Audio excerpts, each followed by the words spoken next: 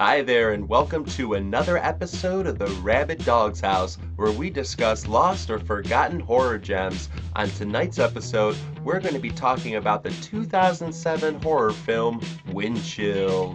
Directed by Gregory Jacobs, Wind Chill is about two college co-ed strangers taking a shared road trip during winter break.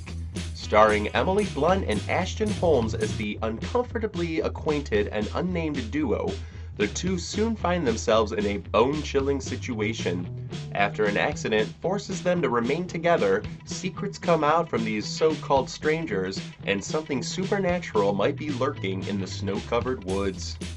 A decently crafted and surprisingly layered story, Wind Chill might be an excellent choice for you during this holiday winter season. Also joining me tonight is my very special guest, Zena Dixon.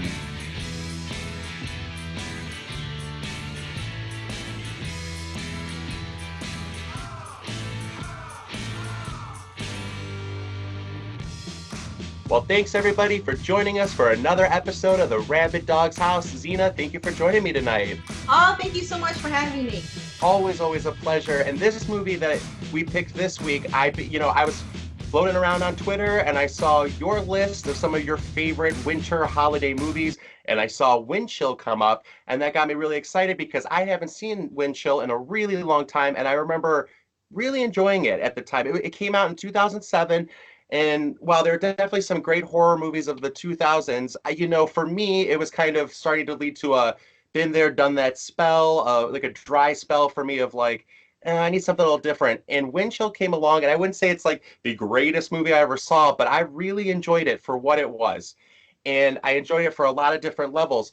For me, Wind Chill follows this couple, and it's a ghost story, but what I love about it is, for me in ghost stories, I never really get scared by ghost stories. But I can enjoy them for like the fantasy element of it. It's almost like a dark fantasy too. They can be symbolic of things that are haunting us, or they can be just a literal, this ghost is haunting the house and people move in. We have a lot of different like versions of the ghost story anymore.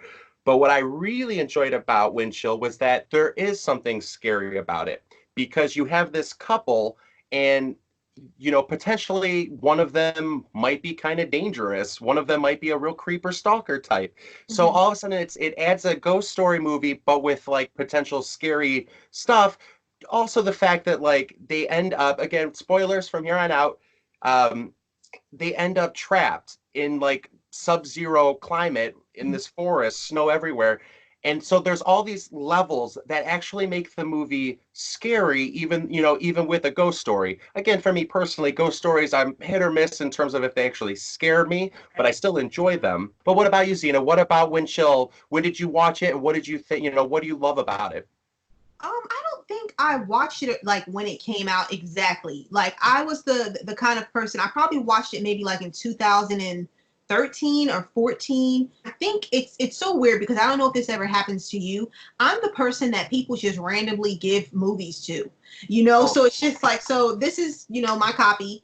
I don't know if I bought it or if my mom bought it for me or a friend just gave it to me. I don't know. So, but I remember just going into it blind and then even seeing Emily Blunt's name because I obviously a year before she did The Devil Wears Prada. So yeah. it's just kind of like, oh, I didn't know that she did like a horror movie. So I watched it and I went into it blind and I fell in love with it. And I just thought that it was so creepy and kind of like what you said, it has layers. So it is at first you think it's going to be like, even just when I rewatched it this morning, you when you first watch it, you think it's going to be about the guy.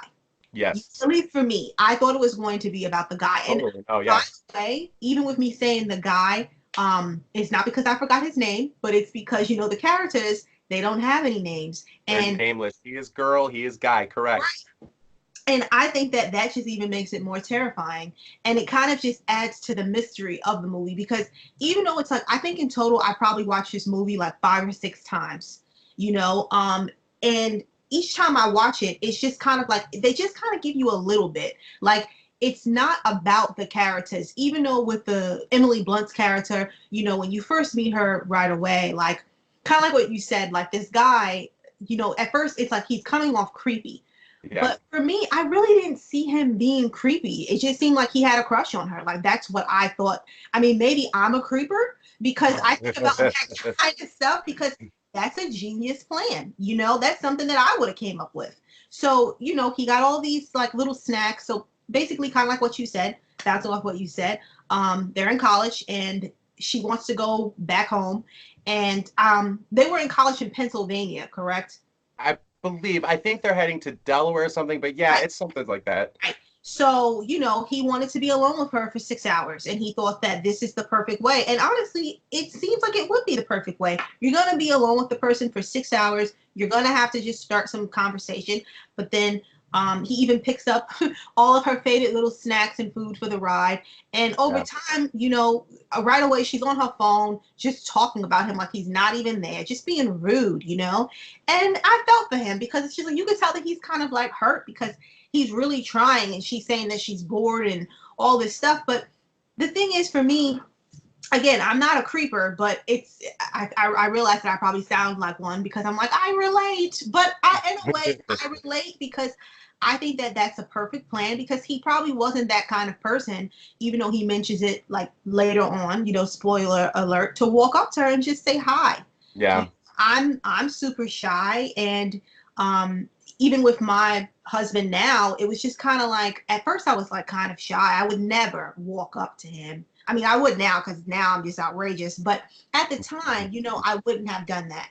So point is though, I thought it was again, I thought it was going to be about him and kind of like a love story, tangled up in the mix. But again, there are layers, so it's kind of a ghost story. But then there's different types of paranormal in there, but then it's kind of like a, psychological drama thriller, and then even with that, it's something I thought was pretty cool, the dark history of that Highway 606, Yeah.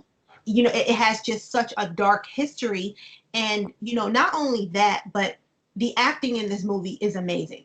You Yeah. know, Emily Blunt, she completely carried the movie and she's incredible because you really didn't notice it when she was in The Devil Wears Prada, but with this movie you do. And then on top of that, the fact that there's not a lot of things throughout the setting, it's just them in a car and nothing but snow all around them. So it's just the fact that it's kind of there, but they carried the movie with dialogue and the dialogue is so strong, it's still entertaining. Like every single time I watch the movie, it still gives me chills and it still makes me sad, Yeah. hearing the soundtrack. It just has a creepy tone to it. Yeah, on many different levels.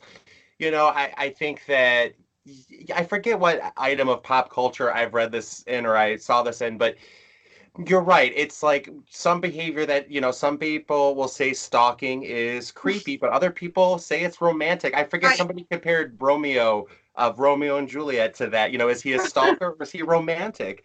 And I think that you're definitely right. Like I've had a crush on somebody before that like you try and brainstorm ways to go talk to them and all of a sudden this opportunity presents itself. Now from that person's perspective, they might think I'm a creepy person. From somebody else's, I could hear them being like, Justin, that's so romantic. So it's, I get it. I definitely get his motivation. And I think though the film though does a really good job. It's very simple, but they sort of, through dialogue that's right to the point, it's not like we're not learning their life stories. We're learning pieces of their history as the film Right. goes on to fill in moments where they're trying to stay warm. But I did show this film for movie night a week ago, anticipating this. So I was like, well, I watched it for the first time with two of my friends. So I was like, well, let me see. This is a different group of people. Let me see how they react. And they are definitely, we've watched a few movies. I have my core group that comes over, but we've had a few additional people and they don't take it as seriously. They'll be giggling or laughing through parts that I'm kind of like, oh, what are you laughing about that for? Right. There's definitely funny movies in horror, but some stuff you're like, wait, what? But this movie, for the most part, I'd say about 85% of the movie, they were invested. It was the beginning that they were like finicky a little, or everybody gets a little like, what kind of movie is this? But once it got going, everybody was pretty much silent and watched the movie to the end. And I think that bodes well for it. And but Emily Blunt's character, I think the acting is really good in this movie. Her character is the type of character that you're sort of like, she's kind of a jerk to him, but I still like her.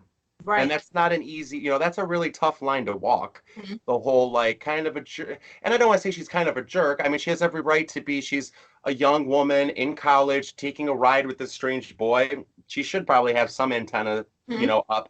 But, she is like blatantly rude to him. If I was driving with a stranger and I'm worried about defending myself, I probably wouldn't want to be antagonistic to this person. Right. And she is on her phone talking about the guy.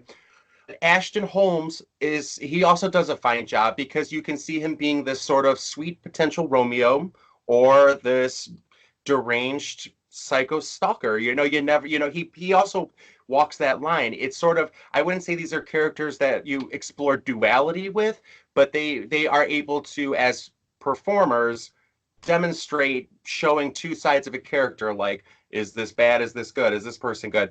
And Martin Donovan, I think his name is, who plays Martin Donovan, who plays sort of the villain, the cop, the bad cop, the corrupt cop. Right. I had seen him in a few other roles. I always kind of thought there was something a little off about him, a little creepy. I don't know. And he was playing these romantic leads, so I was like, man, I could see him being a bad guy. So when he popped up in this movie, and he is sort of this corrupt sheriff who does some nasty things, I, Mhm. I believed it because I always thought he had that sort of, again, it's not in your face, but charm of being like somebody who people could see as a police officer that they would respect and think is this good guy, but underneath you see this totally different character. And I think they do that a lot with this movie, and it's funny because this movie is so simple. So Right. they have so much packed in that it leaves you thinking in the end. I think is really cool because it is a simple movie. And yeah, I mean, ghost stories, like I said, in general, I'm so hit or miss. I like ghost stories. I really do. I never really am scared by them, though. I guess it's not, for me, it's like real life horror or, a slasher movie. I could see, so, I think that's scary. Some guy chasing this person, I feel like a ghost, all it takes is a certain sort of spell Right. or, something, and then you're going to be okay. And I think most of the times they really can't hurt you. But Mhm. this movie, they can because of the basic foundation of the sub-zero temperature. If this ghost touches you and wants to create harm, freezing you, he can. So Right. I think there's a lot of cool stuff in Wind Chill. I did want to ask you, and I guess this episode will be the episode that I'll ask you this. And not to put you on the spot or anything, but we've done a few reviews now, Mhm. and we have talked about horror movies and movies that are thriller or psychological dramas, whatever. What do you consider horror? See, I feel like horror to me is not something that can be contained in a box. There are different types of horror movies. I even know there's this one person that I was having a conversation with. I'll tell you more about it afterwards, but For it was sure. kind of like one of those conversations where it was just it was kind of like, sometimes you're not seeing eye to eye with what the person is saying at all, and I'm trying to like understand. So basically he felt that using this movie as an example, he felt that this movie was a drama and not a horror movie, because he said it couldn't possibly be both. That's not true. There's plenty of times where a romance can be a comedy romance, or you know what I mean, like a Yeah. romance drama, or even with action movies, it's not just always just a straight up that. I feel like horror, it's something that cannot be contained in a box, and it's not just only, well, it's not scary. There are scary elements, I feel, because if that's the case, we can even say with comedy movies, like, I know, to be honest with you, what's the name of that movie? I was just talking about it. Napoleon Dynamite. I do not find funny. So is it a comedy? I think that it's a drama about a sad boy who gets teased. You know what I mean? But people Interesting. see it Yeah. as a comedy. Well, some people find it funny. So I mean, I guess just in a general way, I don't feel like horror can be fully defined, because it is so, I don't want to say broad where it could be anything, but it's more than just goblins and ghosts. Yes. Hopefully that answered it. Yeah. No, I was curious because for a couple of reasons. Well, we've talked a few times, and we've both come to we both said things like, "Well, I don't really consider that horror per se, or Right. this or that." So I'm always, it's a question that when I've edited these videos, I always mean to ask you, like, do you have a specific thing? Because I did an article for Wicked Horror where it was something like non-horror films that could be considered horror or something like that, where basically these are films that the studios listed as like psychological thriller or paranormal or whatever it might be. And a couple movies I listed on there were Joyride and what's the Frailty. Have you seen these movies? I have not seen Joyride, but Frailty, I've always felt that Frailty had horror elements in it. Absolutely. But the thing that's interesting about it is that Frailty, I rewatched it and I feel like the first time I watched it that it was this really gory, intense movie, but there is not a single drop of blood in that entire movie. Not one scene do you see. So it's kind of like I'm always curious because some people I think horror means globs of blood or goblins, whatever, whatever it might be. And so the movie I was going to mention was Joyride, but because this guy responded and said that Frailty and Joyride, he would fight me to the death that are horror movies. And then so which it made me a little frustrated because if he had read my argument, my article, I had said very clearly that, you know, these are movies I think could be considered horror, but not. But Joyride, I had listened to the special features on, and the creators of this movie said very specifically that they were trying not to make a horror movie. They wanted to make a thriller movie. And to them, that meant less blood, more suspense. Right. But, I mean, I bring it up all the time, but if you watch the original horror Halloween, that's suspense, very little gore, but I would consider it a horror movie. But I think that you're right. I think horror is you can't just pin it down into a box. But I think, horror is kind of the umbrella to psychological thrillers and drama, comedy. I just did my top 10 list of the past 10 years, and I was very emphatic in it that what I love about horror is that it can be anything. Like the movie, we did a review on Looking for Mr. Goodbar. Nothing truly horrible happens to that movie to the very, very end, a sliver of it. But at the end of the day, I could consider that a horror movie because it's not about the whole movie from beginning to end, like Friday the 13th, they get to camp, something happens, and it's every 10-minute increment, somebody else gets killed. To somebody, that might be a horror movie. Right. And I think I'm glad that you did have this discussion with whomever, because Windchill is one of those movies that, yeah, I mean, is it a horror movie? Some people might not consider any of these movies that we've done on the Rabid Dog's House specifically horror, but I think of these movies as movies that have horror in them. They have the potential, and I don't think horror just means like, oh, I got scared. Right. Or, oh my God, you see all that blood. I think horror is, did it make you think of something that's a little demented or a situation like these two people are in a situation that I would find horrifying. So thus to me it's horror. And again, it's irrelevant. It doesn't matter. People are going to think what they're going to think. But I was just very curious as to your opinion because we do have a lot of similar tastes. We still also have a lot of stuff you've seen that I haven't and vice versa. But I noticed that we do it, and I have to agree with you 100% that I don't think horror is something you can contain in a box. You already know how it is. Like when horror movies are not only just like Friday the 13th. Correct, exactly. Anything wrong with Friday the 13th, but this one actually has a story to it, Yeah. like a very deep, sad story that could happen to you, that could happen to me, and something else too. Well, I'll talk about it when we get into that, but. Well, I just want to answer real quick though, because I think it's dangerous to try and pin horror down into just one specific thing. The purpose of that article too, originally the non-horror one, was it was a way to like suggest to people that might have a certain impression of what horror is. I thought these would be films that would be nice transitions, because we mention this all the time on the show, you and I, that this might be a good movie to get somebody who's nervous about the horror genre, to get them to give it a chance, because it's not buckets of blood. It's not beheadings and this and that.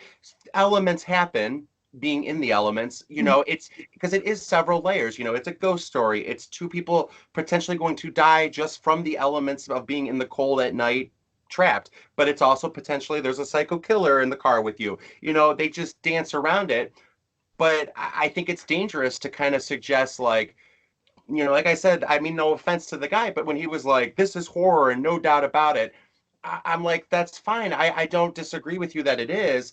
But for somebody else coming in, they might not think of it and they might give it a chance that wouldn't have otherwise if they had been told this is a horror movie. Like Wind Chill is the perfect idea of, because it does dabble in a little bit of everything that people consider horror on the surface, but then it asks you to go a little bit further with it because you have to use your imagination. Or it's even asking you the whole time, is this all in her imagination? Right, You right. know? And I think that's a really cool concept because this movie didn't do particularly well. Hmm. I think it sort of tripped over itself in its marketing and release. I think it's considered like I think it was a British horror movie, so I think it was more aimed for like European countries, and then the U.S. it was supposed to be direct to video. But it was Emily Blunt, starting off her career. I don't know if she had done Devil Wears Prada or she had done it or was just about to do it. It's right at that time Hmm. because she still carried on that persona. You could see the bridge to those two characters in this because they are insecure Hmm. inside and hopeful, but they don't trust being hopeful, so they become a little cynical. Hmm. And I think that's an interesting character to follow.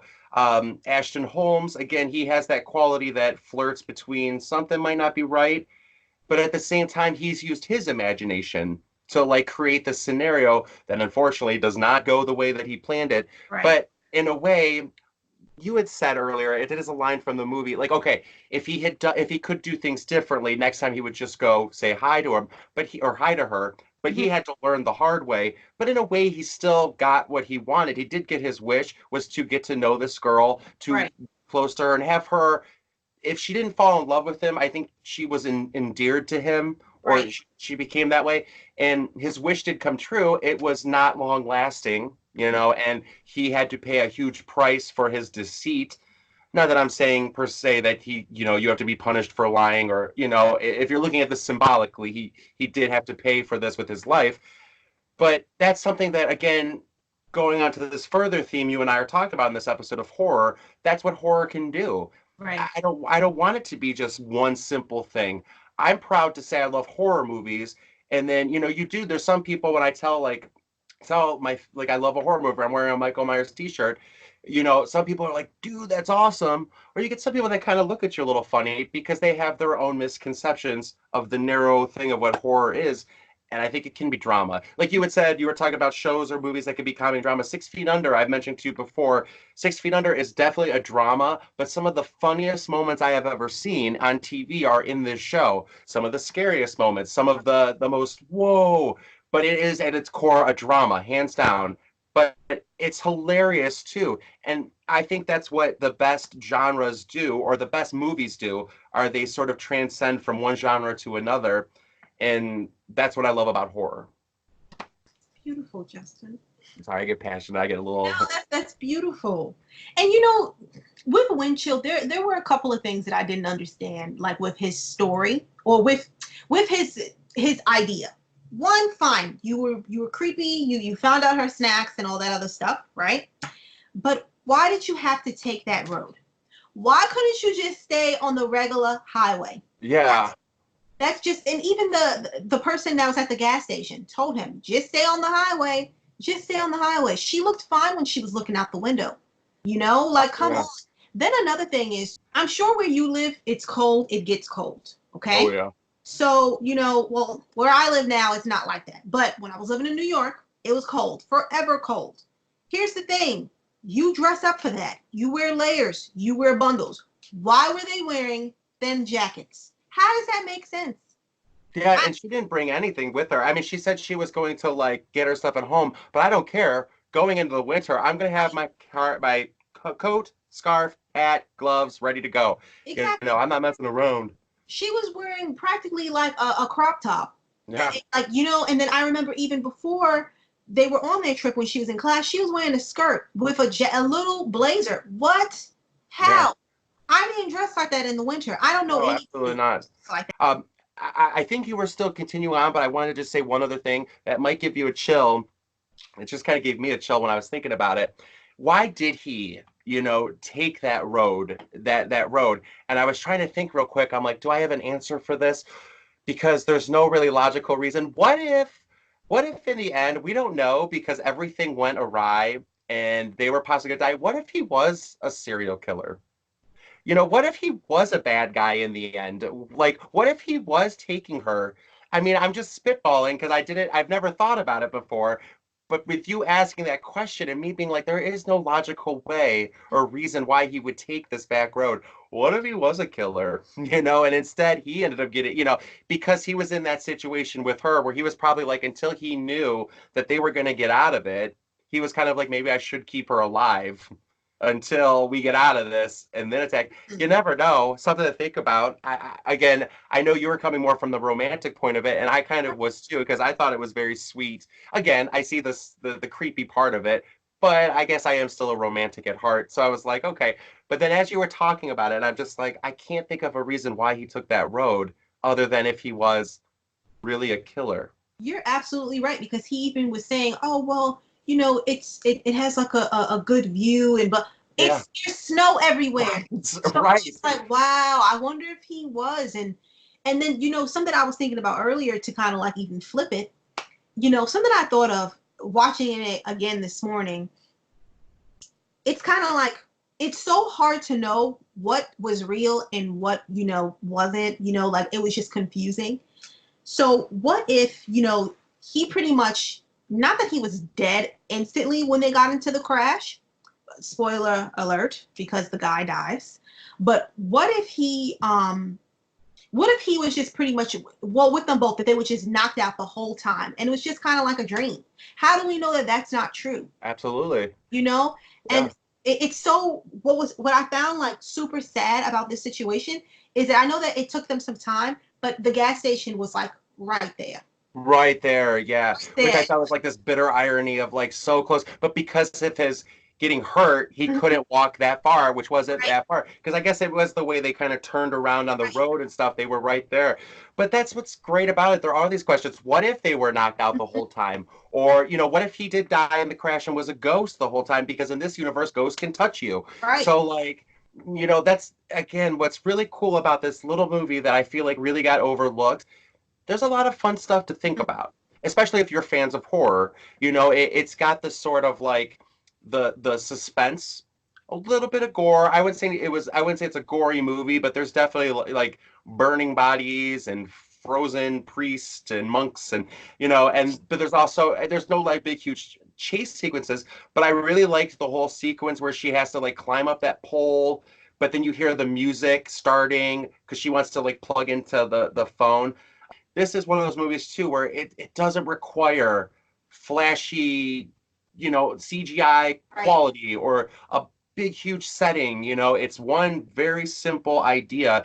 And I think that you do get attached to the characters because of the performances, Mm-hmm. but there are also characters that aren't cookie cutter. She's not the sweet girl, Right. naive in the car. He's not obviously danger. His danger comes from his innocence, and Mm-hmm. her likability comes from the fact that she's not very likable. Right. So it's just an interesting movie that I never hear anybody talk about, and Yeah. I was excited but not surprised when I saw on Twitter that you would Oh. put Windchill. I was like, that's the next movie we're doing, especially because at this time of year, when it gets starting to get to the 10-degree weather, I'm miserable. So I think the radio on the movie said that it was getting down to like -30 wind chill, Yeah. and that's miserable cold. Like you can't. I mean, I don't want to be gross, but like, inside my nose, I could feel like things Right. freezing up and, it's Which kind of that's leads scary me, to me. But go on. which Sorry. kind of leads me to a question for you. If you were in this situation, this happened, you guys crashed the car, what would you do? What would you Oh, recommend that you and that person do? oh my God, I would die. I would die in that situation. I know it. But okay, okay. If I was with, I would have to probably, as much as I would hate to, I would probably have to trust that person. If they were a stranger, we'd have to get out together. Mhm. Uh, I probably would have given my best shot to hike Right. to the gas station. But But yeah, what do you think? Would you have tried to make it on foot, or would you have stayed in the car, or what do you think you would have done in that situation? to be honest with you, no one's going to come out there. No one's going to pass by. You have to walk, and we have to go Yeah, together. That Yeah. doesn't make any sense. I don't know you and I don't like you, but at the same time, like that's what I'm thinking. If I were Emily Yeah. Blunt's character, we have to leave together. That doesn't make any sense. And it's like even if it means that we have to like walk like pretty much I'm thinking because they can kind of I know it's been a while, but they'll be able to see their like the tires track, you know, Yeah. and just follow it that way. I don't expect them to know like Yeah, that's a good call. Yeah, good point. so Point. I Yeah. feel like we would have to because there's no way who's going to go there, you know, through that way. They'll be better Can't off. rely on that too, you know? And then just wait, even if they're locked out of the gas station. And it also didn't make any sense to me that they were saying how, oh, we just have to like, because the guy was saying we just have to like make it to the morning. Why? That doesn't make any sense, you know? Right. It's not gonna be any, yeah. And they were cold either way. So at this point, we're gonna have to go. You know, we're gonna have to go. He probably should have took like even if it was like her shirt or something and like wrapped it around his head because I was gonna say that. Yes, exactly, though, Zena. Yes. and that happens to me, you know, when I'm like, especially if my ears are cold, forget it. Like I'm done. So I think that'll be a better. Yes. And then layer up, like pull his sleeves down for his hands and just walk. But overall, you know, we can find these flaws in the movie, and they're definitely relevant. But overall, I did really enjoy the movie, and I'm glad that I saw your list because it gave me a chance to watch again. Like I have had it on DVD since 2007, and I think I just watched it that first time. So I was curious, like with everything, you know, that's another 12 years later. What else has come out? Things I've seen. I think it holds up well. I think you could watch this movie now, and it could have been made yesterday.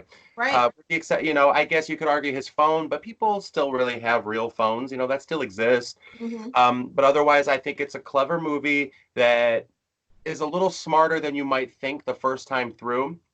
Again, it's not the best movie I've ever seen, but I think it's been forgotten and it should be remembered, especially at this time of year. This is the time of year you watch a movie like that because it is miserable cold outside, you know, and it's the things we do in youth, our college age, where we would jump in a car with somebody, but we live in a world that that person could be a serial killer.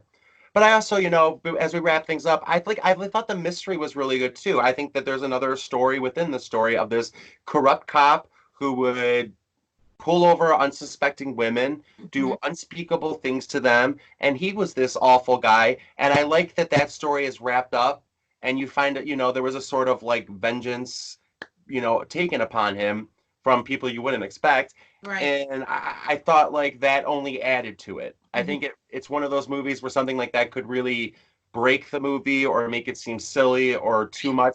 I really like that part of the movie too.